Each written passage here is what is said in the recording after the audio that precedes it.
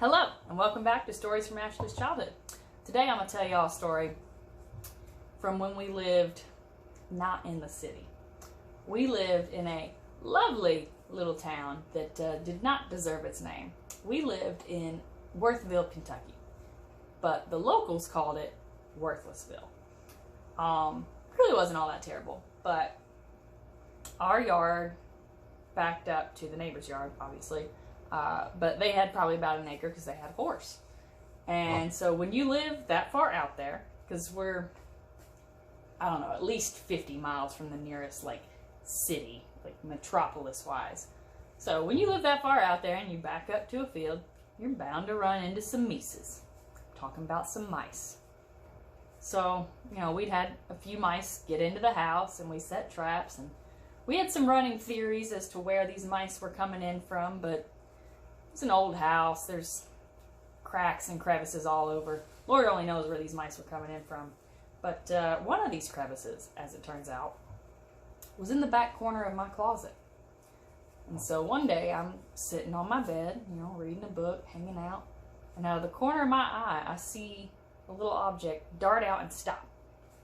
And I look over, and about that time, I lock eyes with a mouse. And I'm like, we're going to have to deal with this. And he panics and sprints under my dresser. And I'm like, well, guess we're going to have to handle this situation. So I get up and walk out of the room, go to the living room, which is right outside my door. And I get a trap and come back in there. Now, bear in mind, I'm probably, I don't know, maybe 8, 9, 10, somewhere in there. I did not know how to set a mouse trap. Cards on the table. Didn't know what I was doing. So I pick up a live trap from the living room and come back into my bedroom and set this thing down. All right. So then I peer under the dresser, kind of one-eyed, trying to see underneath without a flashlight, and I lock eyes with the little beady eyes of a mouse. I'm like, game on. It's go time. So I start setting up the ultimate trap with whatever items I have in my room. So first I go to the Barbie dream house and I line up a couch and Barbie's bed and a table on its side, and I block off the front of the dresser.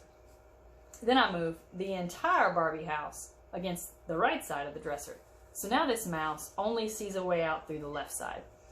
And so I scoot a 2-foot tall ceramic Pikachu piggy bank against the wall, creating a blind corner. So in the eyes of this mouse, it is all dark around him, except this one little window. But when he comes out, he's got to turn left because there's something in front of him. I'm pretty satisfied with this plan right now. I know what you're thinking. You think a little mouse could move a plastic Barbie doll bed, couch, whatever. But this wasn't your ordinary mouse. This mouse was a little dumb. All right, this is Darwinism at its finest. Survival of the fittest. This mouse stayed hiding in there when I had left the room. He had every opportunity to run, and he just stayed. So clearly this is not the specimen that's moving Barbie's furniture. So I sit back on my bed, go back to reading my book, and not 2 minutes later, I hear a sharp snap ring out in the silence. And I walk over to check, and sure enough, that grimy little mouse body is smashed underneath the spring-loaded bar.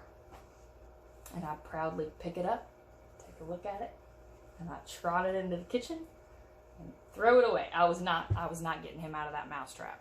First of all, that's disgusting. We weren't the richest of folks, but I sure as shit was not taking a dead mouse out of a mouse trap to reuse said mouse trap. If somebody wanted to make that executive decision, that was going to come from mom or dad. I was not making that decision. So I threw the whole thing away. But, yeah. So, cheers to Barbie. You were a real one. Thank you for the assist. And if you ever need help catching a mouse, I suggest you call her up, because she's got some prime furniture to barricade. Cheers.